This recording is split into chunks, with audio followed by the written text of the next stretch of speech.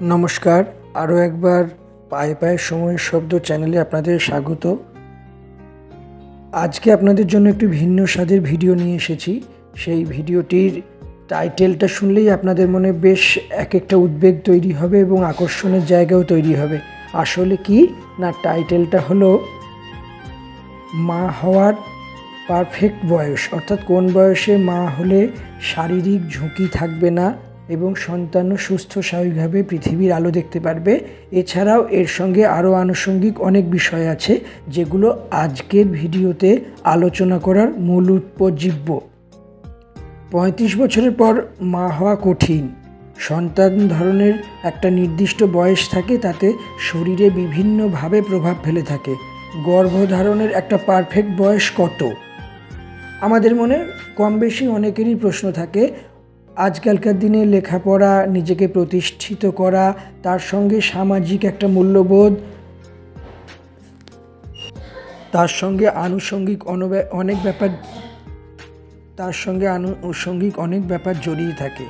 নারীদের বয়স বাড়ার সঙ্গে সঙ্গে শারীরিক অনেক ব্যাপার শিথিল হয়, অনেক সমস্যা দেখা যায়। বয়স বাড়ার সঙ্গে সঙ্গে উর্বরতাও হ্রাস পায়, ফলে গর্ভধারণ করা অত্যন্ত সমস্যার হয়ে যায়। বেশি বয়সে মা হওয়ার ফলে অনেক ধরনের ঝুঁকি থাকে, এমনকি প্রাণও চলে যেতে পারে যদি তেমন গণ্ডগোল হয়ে থাকে।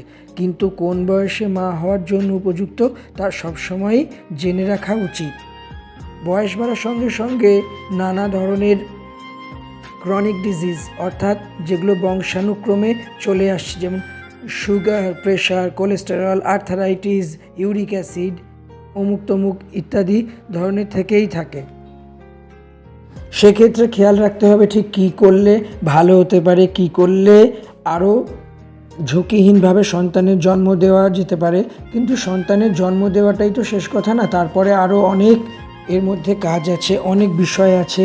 সন্তান যাতে সুস্থ স্বাভাবিক হয়, তার কোনো শারীরিক সমস্যা না থাকে, তার কোনো হার্ট সংক্রান্ত, ব্রেন সংক্রান্ত বা অন্য কিছু সংক্রান্ত কোনো সমস্যা যদি থেকে থাকে, সেই সমস্যাগুলোর সমাধান করতে হয়। ওয়াশিংটন বিশ্ববিদ্যালয়ের ভ্রূণ চিকিৎসা বিশেষজ্ঞ এবং গবেষণার একজন বিশিষ্ট লেখক ক্যাথেরিন গোয়েন্টিগার এমডি বার্নস ইহুদি হাসপাতাল প্রসঙ্গে জানিয়েছেন, মাতৃত্বকালীন বয়স 35 বছর বা তার বেশি হলে ডাউন সিনড্রোমের মতো ক্রোমোজোম অস্বাভাবিকতায় শিশুর জন্মের সময়ে নানা ধরনের সমস্যা হতে পারে। শিশুটির মানবিক বিকার হতে পারে, শিশুটি অস্বাভাবিক হতে পারে, অপ্রকৃতস্থ হতে পারে, বার সঠিক নাও হতে পারে এবং মানসিক ভারসাম্যেরও সমস্যা থাকতে পারে।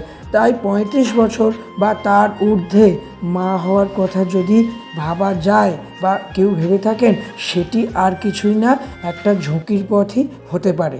কেননা সেখানে শারীরিক সচ্ছলতা অনেকটা কমে আসে। গোয়েন্টিগার বলেছেন, যত বেশি সংখ্যক মহিলা সন্তান ধারণে দেরি করেছেন, ততই তাদের গর্ভাবস্থায় নানাভাবে ঝুঁকি বেড়ে গিয়েছে। 35 বছর বা তার বেশি বছর বয়সে গর্ভাবস্থার সময় নানা রকমের ঝুঁকি থাকে, তবে একটি ক্ষেত্রে সুবিধা রয়েছে, সেটি হলো তাদের কম বয়সী মহিলাদের তুলনায় কোনো জন্মগত সমস্যা বা সন্তান জন্মানোর ঝুঁকি কমে যায়। সন্তান ধারণের আদর্শ বয়স কত? বিশেষজ্ঞদের মতে 20 দশকের শেষের দিকে, 30 দশকের কোটায় বছরগুলি গর্ভধারণের জন্য অত্যন্ত ভালো। সঠিক বয়সে মা হওয়ার সুফল মা ও শিশু দুজনেই উপভোগ করতে পারেন। আরও অবাক করে বলা যেতে পারে, একটি গবেষণার দিক দিয়ে যে প্রথম সন্তান ধারণের সময় সর্বোত্তম বয়স 30 হওয়া উচিত, তার বেশি হলে সমস্যা হতে পারে।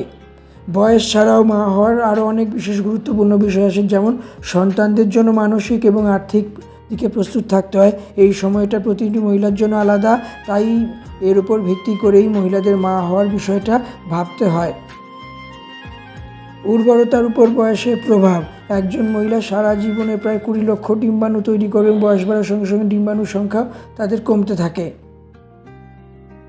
37 বছর বয়সে মাত্র 25,000 ডিম্বাণু অবশিষ্ট থাকে, আর 51 বছর বয়সে 1,000 ডিম্বাণু অবশিষ্ট থাকে। সেই সময়ে ডিম্বাণুর মধ্যে খারাপ প্রবৃত্তিও থাকে এবং গুণগত মানও খারাপ থাকে। উর্বরতার হ্রাস কারণগুলো এন্ডোমেট্রিকোসিস এবং টিউবাল রোগের মতো অবস্থায় বিকাশ ও উর্বরতার ওপর নেতিবাচক প্রভাব ফেলে থাকে। বয়স বাড়ার সঙ্গে সঙ্গে এগুলি বৃদ্ধিও হয়ে থাকে। এই নানান কারণগুলির জন্যই 32 বছর বয়সের মধ্যে উর্বরতার হ্রাস পেতে শুরু করে। 3 থেকে 37 বছর বয়সের মধ্যে উর্বরতা সবচেয়ে বেশি দ্রুত থাকে। ধূমপান, রেডিয়েশন, কেমোথেরাপি, ক্যান্সারের মতো জটিলতা এবং পেলভিক সমস্যার মতো কারণে গর্ভবতী হওয়ার সম্ভাবনাকে আরও প্রভাবিত করতে পারে। সঠিক বয়সে মা না হওয়া কিছু মহিলার জন্য শারীরিক প্রস্তুত কিন্তু আর্থিক ও মানসিকভাবে প্রস্তুত নন। এমন পরিস্থিতিতে তাদের মা হওয়ার সঠিক এবং আদর্শ সময়ের জন্যই অপেক্ষা করতে হবে। তবে এই পরিস্থিতিতে মহিলাদের মনে রাখা উচিত, একটি নির্দিষ্ট বয়সের পরে গর্ভবতী হওয়ার সম্ভাবনা খুব কম থাকে।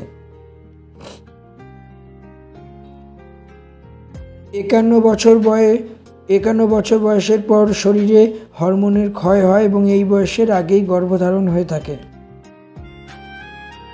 গর্ভধারণের টিপস, গর্ভধারণ করার আগে কি করা উচিত সেগুলি একবার দেখে নেওয়া যাক।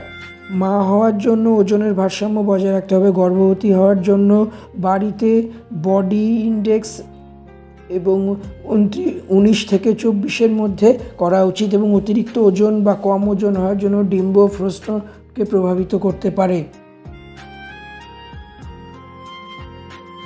ধূমপান, যদি মা হতে চান তাহলে আপনাকে ধূমপান ত্যাগ করতে হবে। এটি ডিম্বাণু সরবরাহের প্রতি ক্ষতি করে এবং গর্ভবতী হলে গর্ভপাতও হতে পারে। খাদ্যাভ্যাসের জন্য যত্ন নিন এবং ক্যাফেইন এবং অ্যালকোহল থেকে দূরে থাকুন, কারণ এগুলি গর্ভাবস্থার সময় নানা রকম সমস্যা তৈরি করে এবং ভ্রূণের বিকাশে বাধা বিপত্তি দিতে পারে। এইগুলি তো এক একটা ভীষণ বড় বড় কারণ। এছাড়াও আরও অনেক কারণ আছে, যেই কারণগুলি নির্ভর করে থাকে একটি শিশুর শরীর কীরকম হবে না হবে তার উপর। গর্ভাবস্থায় শরীরে নানান রকমের জটিলতা দেখতে পাওয়া যায়। এই সমস্যাতেই দেখতে পাওয়া যায় কাছে এবং দূরের নানান প্রবৃত্তি দেখা দিয়েছে। এর ফলে জানতে পারা যায় যে মা হওয়ার ক্ষেত্রে সঠিক বয়স, সঠিক সময় এবং সঠিক দিক থেকে নির্গত বিভিন্ন বিষয়গুলো আরও প্রতিষ্ঠিত হয়ে থাকে। তাই মা হওয়ার পারফেক্ট বয়স বলেই তো দেওয়া হলো, কিন্তু এছাড়াও বিভিন্ন ছোটোখাটো শারীরিক জটিলতা থাকে, যেমন শারীরিক পুষ্টি। মা হওয়ার আগে ফলিক অ্যাসিড, ফল, অ্যাসিড জাতীয় খাবার, প্রোটিন, ভিটামিন, মিনারেল, কার্বোহাইড্রেট এবং একাধিক পুষ্টি জাতীয় পদার্থ এবং খাদ্য, শাক জাতীয় খাদ্য, ভিটামিন এ, বি, সি, ই, কে, এই ভিটামিনগুলি অত্যন্ত ভীষণ পরিমাণে দরকার। ভিটামিন ডি দরকার আসন্ন শিশুর জন্য। এই কয়েকটি ক্ষেত্রে ভীষণ রকমভাবে দরকার যেই জিনিসপত্রগুলো, সেই জিনিসপত্রগুলো ভীষণ রকমভাবে খেয়াল রাখতে হবে। এবং সবার আগে মনে রাখতে হবে যে শুধুমাত্র মা না, সন্তানেরও যাতে শারীরিক দিকগুলো অনেক ঠিক থাকে এবং ভালো হয়, সেই কারণে ভালো ভালো চিন্তা করতে হবে, ভালো ভালো ভাবনা করতে হবে, ভালো ভালো বই, ভালো ভালো জায়গায় ঘুরতে যাওয়া, খাওয়া দাওয়া, বেশি ঝুঁকি না নেওয়া, মানসিক চাপ না নেওয়া, সব মিলিয়ে জীবন এখন অনেক জটিল হয়েছে। ফলে যারা কর্মরতা বা ওয়ার্কিং লেডি তাদের জন্য এই বিষয়গুলো খেয়াল রাখতে হবে। এই বিষয়গুলোর ওপর নির্ভর করছে সন্তানের আগামী দিন এবং নিজের ডেলিভারি বা সন্তান ভূমিষ্ঠ হওয়ার পরবর্তী সময় কি হবে না হবে।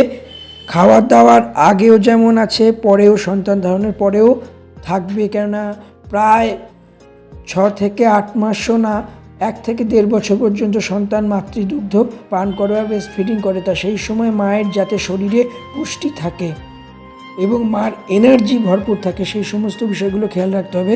এই কারণেই অল্প বয়সের না হলেও মোটামুটিভাবে 25 থেকে 26 বছর বয়সে প্রথম সন্তানের জন্ম হলে সেক্ষেত্রে মা ও সন্তানের জন্য অত্যন্ত ভালো সময় হয়ে দাঁড়ায়। সব মিলিয়ে এসবের বাইরেও এই পুরো ব্যাপারটি নিয়ে চিকিৎসকের পরামর্শ নেওয়া, সবার আগে চিকিৎসকের পরামর্শ নিয়েই সিদ্ধান্ত নিন। আর আমাদের এই ভিডিও ভালো লাগলে অবশ্যই চ্যানেলটি সাবস্ক্রাইব করে দিন এবং বেল আইকনটি ক্লিক করে দিন, যাতে পরবর্তীকালে নোটিফিকেশান পান।